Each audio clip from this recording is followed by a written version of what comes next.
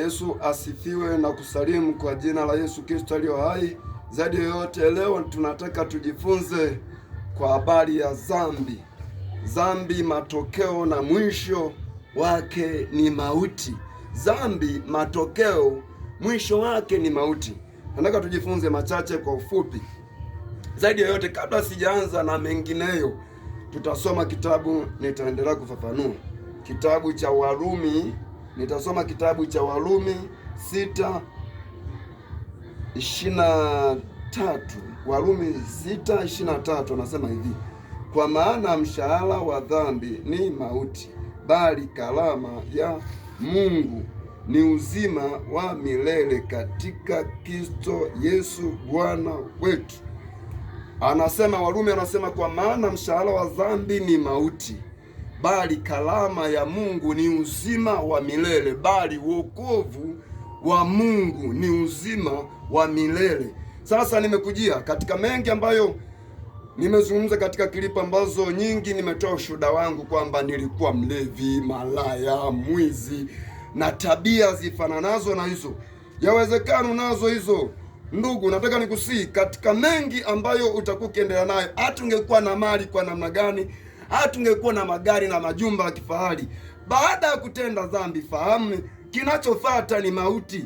Lakini hata kabla ya mauti, tukukumbushe kinachofuata ni tumafuafua, ni tumagonjwa fulani ambato tutakuwa tukikukabili sana, alafu mwisho tutakukunja. Hata ungekuwa na mali kwa namna gani. Sikwambii dhambi kuwa na mali ulizo nazo, lakini zaidi yoyote mali ambazo nazo huna maandiko haya matakatifu, au niseme hivi, huna wokovu ambao utakuletea uzima, mwisho uzima wa milele. Mimi nikwambie, mali hata ungekuwa nazo kwa sura gani, uwe unateka, uwe ni muuaji, mimi tabia inayofanana na hiyo. Mimi nikwambie, kufa kupo na kufa kuna kujia. Sasa katika yote ambayo nitakuwa nikisubutu kuongea na mengi ambayo nitakuwa nikijaribu kuyafafanua juu ya wokovu, hakuna jambo utakalolianza litakuwa halina mwisho, na mwisho wa jambo inategemeana ulikuwa ni mwema au ulikuwa ni mtu mwenye tabia mbaya.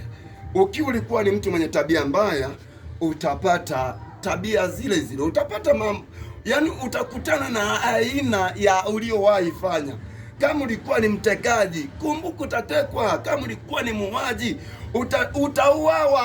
Hata kama ambaye hata kuua ni yule ndugu aliyowahi kumuua ndugu yake, utauawa tu na mtu fulani ambaye mwisho itakuwa aibu sana. Mwisho wako utakuwa na aibu sana, sio kwa ya kawaida. Sasa nimekuambia dhambi yote inayofanana na hii niliyokufafanulia, ambayo niliwahi tenda mimi mwenyewe niliyokuwa mbele yako, ila niliacha. Namshukuru Mungu kwa ibada ambazo nimekuwa nikiendelea nazo, zinazonisaidia niweze kuwa faraja kwa watu, niweze kuwa faraja, niweze kuwa niwape tumaini wengi ambao hawana tumaini. Lakini zaidi ya mengi ambayo niliyaacha, ambayo nilikuwa nikiyafanya, mimi nikusuia, hakuna dhambi unayoiona ni kubwa kuliko yoyote. Hakuna dhambi ambayo unaiona ni kubwa yenyewe imezidi zini unavyozini, ua unavyoua. Sasa kutubu ni huku, kwa sababu ukiwamo uzinzi, ulevi, uchoyo, sina na vitu vifananavyo na hivyo.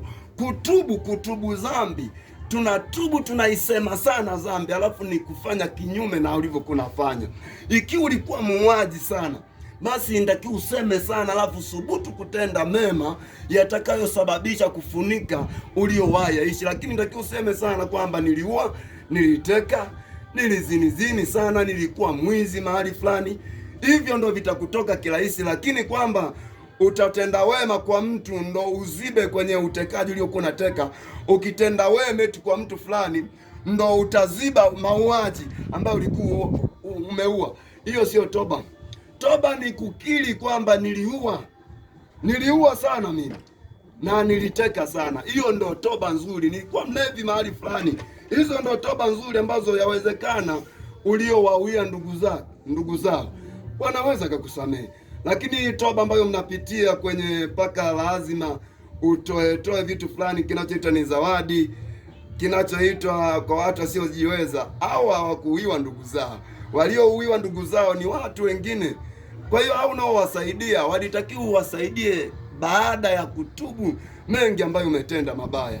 Sasa nikutakie siku njema na Mungu akupe neema ya kuchagua fungu la wokovu.